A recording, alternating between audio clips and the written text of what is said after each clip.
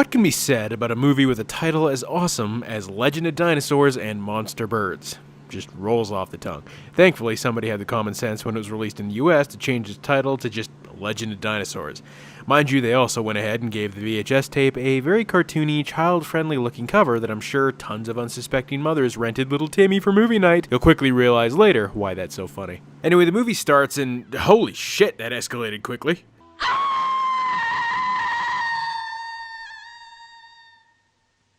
We're barely a minute into this thing and we've already got idiots falling down holes in the forest. She stumbles upon a nest of giant eggs and, like any sensible person would do, after falling into a hole full of devil eggs, quickly walks right up to it. Who is this woman? Why was she wandering around pretty much barefoot in the forest? Don't worry, none of that shit is answered, nor do we really care. She lives though, so you can sigh a sigh of relief.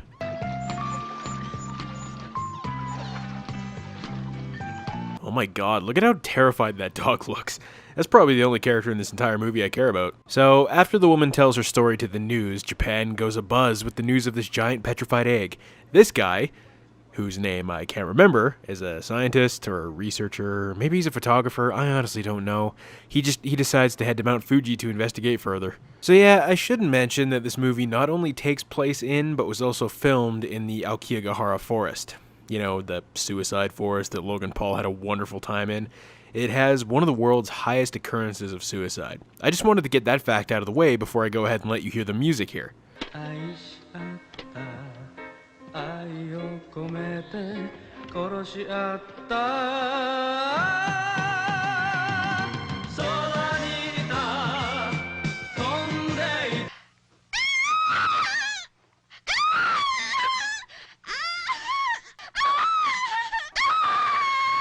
You ever just been so fucking annoyed by someone that you kind of just wish that Jeep had hit her? Oh no, officer, I didn't see her until she was already flying over my windshield. It was just too foggy. Sorry. So now animals start turning up dead and people start going missing. It's at this point where the movie becomes Jaws, but without a shark. I mean, they even included a scene in which partygoers get scared out of the water by two idiots with a fake fin. Nothing happens as a result of this, by the way. We never get to see these partygoers again. Why in the fuck didn't they use this scene as an opportunity to reveal our monster and have a huge mass attack sequence? Which would have probably been pretty awesome.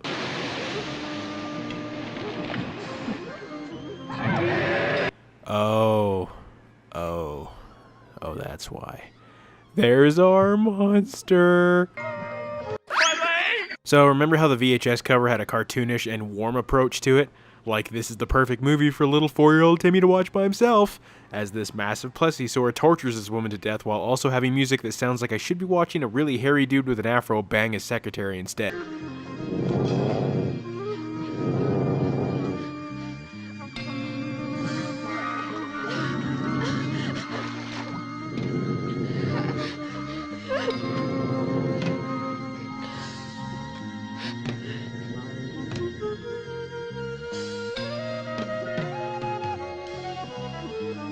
She dies, by the way, literally torn fucking in half.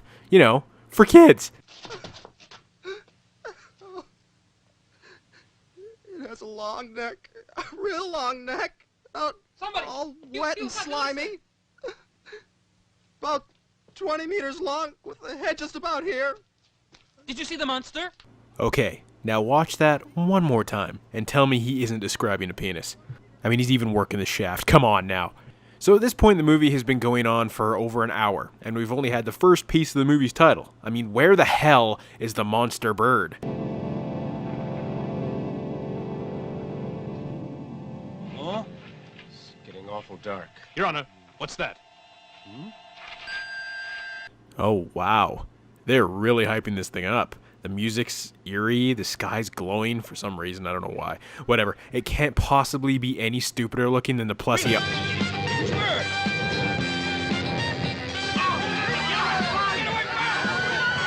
I didn't add that music, by the way. They did that shit. But I mean, at least we get to watch this god-awful thing attack people, so there's that. I just can't tell which looks worse, this ungodly abomination or the giant claw. I think this might actually give the giant claw a run for its money. And if ripping off Jaws wasn't enough, it wouldn't be a rubber puppet Japanese monster movie without an epic battle between our two monsters. It's about as stupid as you think it's going to be, but this shot of the, holy fuck, I'm going to try to say this in one go, Rhamphorhynchus, I probably screwed that up. Clearly dangling on strings is pretty fucking amazing. But then the bird starts doing, like, man, I don't even know. Seriously, what the hell is it doing? Even the goddamn plesiosaur looks confused as shit. Don't worry, this weird mating dance is interrupted by the eruption of Mount Fuji. From this point on, the movie turns into a jump-cutting nightmare of shit exploding, monsters roaring, and our two heroes, yeah, I bet you forgot they were even in this, falling into stuff. And of course, the music, it's top-notch.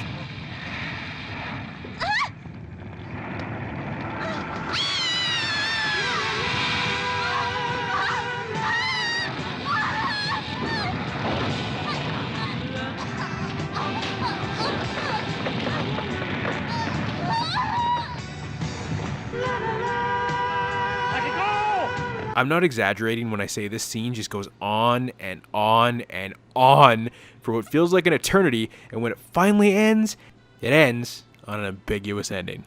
Sweet. Real cool. Real cool. When Legend of Dinosaurs and Monster Birds, yes, I'm going to keep saying the entire title, came out, it was Toei's most expensive movie at the time. I honestly don't know where all the money went. I mean, the puppets look like shit. You could probably find it in a dollar store's toy section. What's really weird, though, is that this movie's biggest release was in Soviet Russia, of all places, where it made $19 million on a budget of $2.8 million. That's just so bizarre. It's a dumb movie with really cheesy, yet, I mean, admittedly charming effects, music that never matches any of the scenes they put it into, and characters that are so forgettable that when they showed up in the last act of the movie, I was like, oh yeah, those guys. There are scenes in here that are funny, but sitting through the rest of it isn't really worth it, especially for the short few minutes of actual monsters in this thing. Thankfully, though, it's on YouTube, so you aren't missing out on anything other than your time. Play the movie. I want you to smile. Shut out all the